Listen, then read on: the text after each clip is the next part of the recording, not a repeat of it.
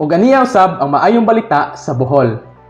Problema ba po ninyo ang mga hayop nga naglatigaw sa karsada nga mo'y kinaingnan sa disgrasya?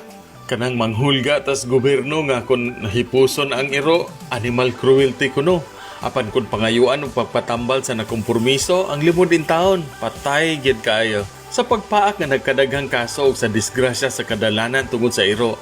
Ang ngayon na bitaw nga tingali nga moentra ang gobyerno. Dinhi sa Tagbilaran, digitalization sa ilang dog registry ang ilang nahuna-hunaan. Ug kay ang pagbutang og dog tag wala man magsilwi, ni ay solusyon.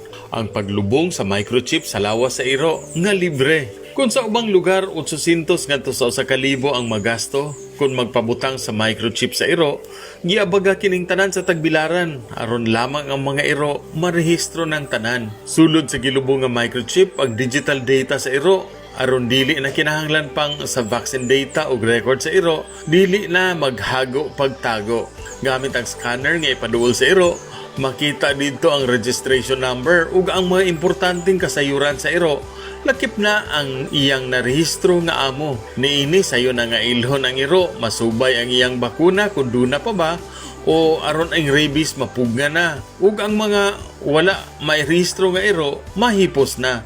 Kung maatiman ang mga iro nga layaw, muminos hangtod masulbad ang irong latagaw ug makuhaan nagdiutay ang disgrasya sa kadalanan dala sa walay pagpakabana sa mga amo sa ilang mga iro. Gikan diri sa City Hall sa Tagbilaran alang sa maayong balita Central Visayas, kini si Ray Anthony Chiu, PIA Bohol.